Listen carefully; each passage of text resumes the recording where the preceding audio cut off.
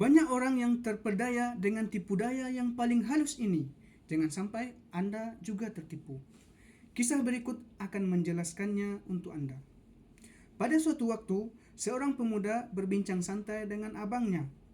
Topiknya sederhana, yaitu tentang dukun. Pemuda itu berkata, banyak dukun sekarang itu hanya penipu. Abangnya menimpali, dari mana kamu tahu? Pemuda itu menjawab, coba dibuktikan. Dukun itu hanya memainkan pikiran orang yang mempercayainya. Jika ada orang yang mempercayainya, maka itu akan berefek dari tindakan dukun tersebut. Sedangkan orang yang tidak percaya tidak merasakan pengaruhnya. Kemudian abangnya menyanggah dengan tegas dengan membawakan bukti. Ia berkata, tapi kemarin itu si Fulan gagal waktu tes masuk tentara. Setelah minta bantuan dukun, pada tes kedua ia langsung lulus tanpa bayar sepersen pun. Perlu diketahui, bagi mereka, masyarakat di sana, lulus masuk tentara tanpa uang pelicin itu hampir mustahil. Daerah itu sudah menjadi keyakinan umum bahwa kalau ingin jadi tentara harus bayar dulu. Kalau ingin jadi polisi harus bayar dulu dalam jumlah yang sangat banyak sekali. Maka ketika si Fulan itu lulus tanpa bayaran, mereka yakin itu pasti atas bantuan dukun tersebut.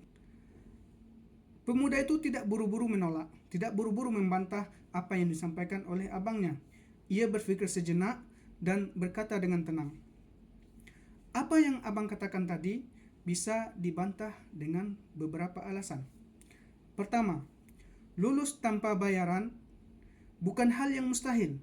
Banyak orang yang diterima jadi tentara tanpa harus menyuap siapapun.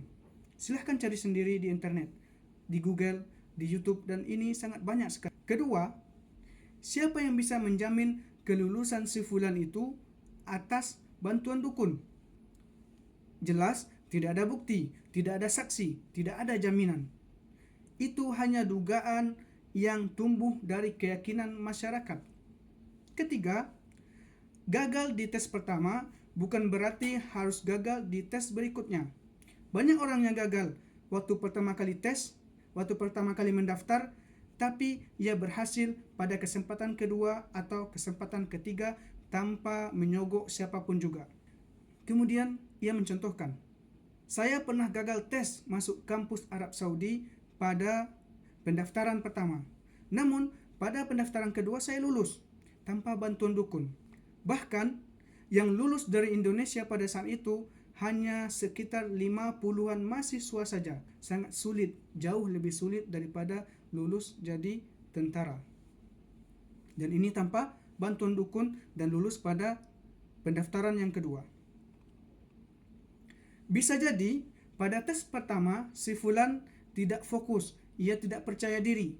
Tapi di tes kedua ia lebih tenang karena merasa punya dukungan gaib sehingga dia lebih percaya diri dan bisa menyelesaikan tes dengan sangat baik. Yang keempat, bisa jadi nilainya tidak sempurna, tapi karena itu memang rezekinya. Karena itu rezekinya maka Allah meluluskannya. Jadi bukan karena bantuan dukun. Si Fulan mungkin memang lulus tanpa membayar sogokan, tapi ia menjual tauhidnya. Ia datang kepada dukun dan percaya kepadanya, artinya ia telah melakukan dosa besar, yaitu syirik besar. Jika tidak bertobat, maka Allah mengancamnya dengan neraka dan kekal di dalamnya. Ditambah bayaran uang untuk dukun itu. Tidak mungkin dukun melakukan itu dengan percuma, tidak mungkin itu gratis. Memang dia tidak bayar kepada oknum-oknum tentara itu, dia tidak bayar kepada orang-orang tertentu pada lembaga pemerintahan, tapi ia membayar kepada dukun tersebut. Kadang dukun tidak perlu menipu dengan usaha besar. Ia hanya perlu membuat manusia berhenti berpikir. Dan saat itu terjadi, bukan dukun yang menang, tapi akal pikiran kita yang kalah.